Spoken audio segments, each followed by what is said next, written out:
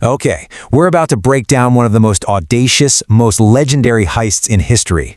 A crime so perfectly planned, it almost worked. This is the incredible story of the Great Train Robbery. Picture this. It's August 8th, 1963, 3 o'clock in the morning.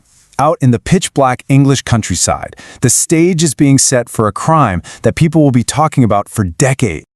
And there it is. A Royal Mail train, just hurtling through the darkness on its usual run from Glasgow down to London. Inside, you've got about 72 postal workers just sorting mail like any other night. But what they don't know is that this train is carrying something a whole lot more valuable than letters. So, the driver, a guy named Jack Mills, is making great time. Everything's normal. Then, he sees it. A red light. And it makes zero sense. He's at a remote spot called Sears Crossing, and that signal should be green, always is. But he has no choice, right? He has to stop the train, and just like that, smack in the middle of nowhere, the trap is sprung. So how on earth did they pull this off? Well, to get that, we've got to rewind a bit. This whole thing, this entire spectacular heist, it all hinged on a super elaborate plan. And that plan only existed because they had someone on the inside. They had two huge pieces of information. The mastermind behind all this was a fella named Bruce Reynolds, a real big picture guy. He had the plan, he had the ambition, but his London crew, well, they'd never actually robbed a train before. So what do? Reynolds does what any smart CEO would do. He stages a merger. He brings in another gang, the South Coast Raiders, who are basically the special forces of train robbery. They had the exact skills he needed. Okay, so this is where that mysterious insider comes in. We still don't know who this person was, but they gave Reynolds tip number 1, and it was a doozy. The usual high-value package carriage, the one with all the security and the alarms, was out for repairs, and its replacement, a simple reserve carriage, M3024M. And the key detail, it had no alarm system, at all. It was a sitting duck. And if that wasn't enough, tip number 2 was the real jackpot, the absolute game changer. See, because of a recent bank holiday, the train wasn't carrying the usual 300,000 pounds. Nope. On this one particular night, it was loaded with nearly 2.5 million pounds. That's almost 10 times the normal haul. This wasn't just a robbery, it was the score of a lifetime. So they've got confirmation. A mountain of cash in a completely vulnerable train car. It's a go. All they had to do now was figure out how to stop a massive, speeding train in the dead of night. And their plan for the ambush at Sears Crossing? It was just brilliantly simple. Yeah, forget about complex hacking or anything high-tech. This was old school. One of the guys literally just climbed the signal pole. He covered the green light with a glove and then hooked up the red light to a big 6-volt battery to make it shine. That's it. And to make sure nobody could call for help, they snipped the telephone wires along the track. The train was now completely cut off, isolated. And this is where the perfect plan starts to fall apart. The gang had one single major rule: no violence. But in the heat of the moment, as they ambushed the cab, Jack Mills didn't just surrender, he fought back. And in the chaos, he was clubbed over the head with an iron bar. It was a brutal, unnecessary act, and it broke their own rule right at the start. Okay, so with the train crew taken care of, it was time for phase 2. The gang gets to work, uncoupling the engine and the first 2 carriages from the rest of the train. The plan now was to drive just this short section about 1 kilometer down the line to a spot they'd already picked out for the getaway, a little place called Brightigo Bridge. And you have to understand, the clock was ticking. This whole operation was timed to the minute.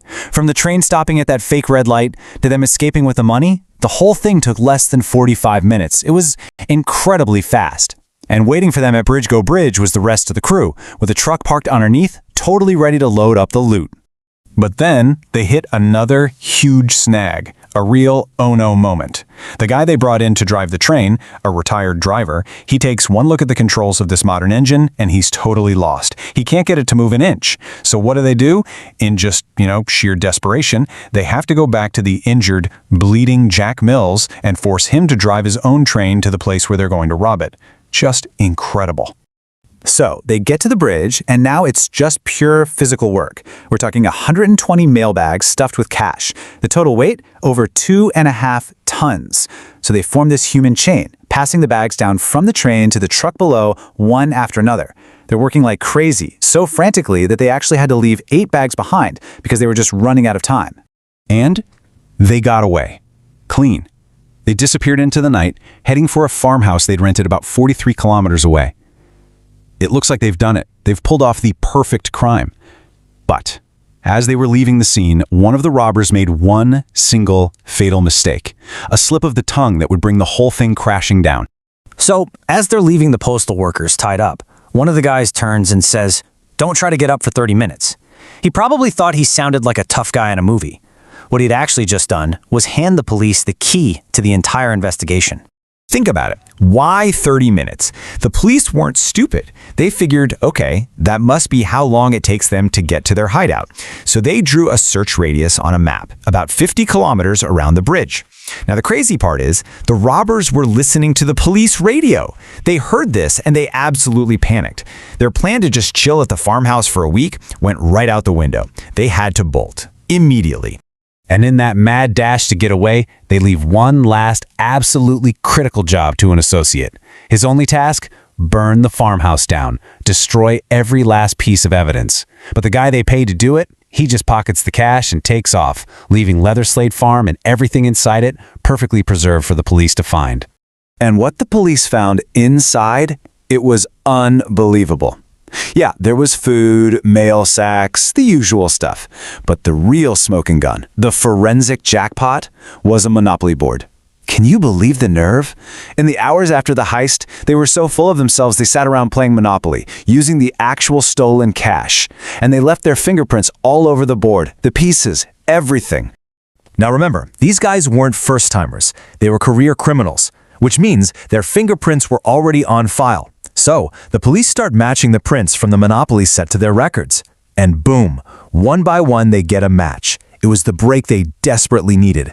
In just a matter of days, they had names and faces for almost the entire gang, and 14 of the 16 robbers were arrested. So what happened to everyone? Well, the sentences were huge. The gang got a collective 300+ years in prison, many of them getting 30 years each. But the real tragedy was the driver, Jack Mills. He was so traumatized he never worked again, and he died only 7 years later. And the money, that £2.5 million, most of it was never, ever found. It just vanished. And what about the inside man, the mysterious Ulsterman who gave them the tip? He was never identified. So you have this near-perfect plan undone by a careless threat and a game of Monopoly? Incredible. But here's the question that still hangs over this whole story. We know about the mastermind of the heist who got caught. But what about the mastermind of the plan? The one person who was never caught, never even identified. The insider. Who was he? We'll probably never know.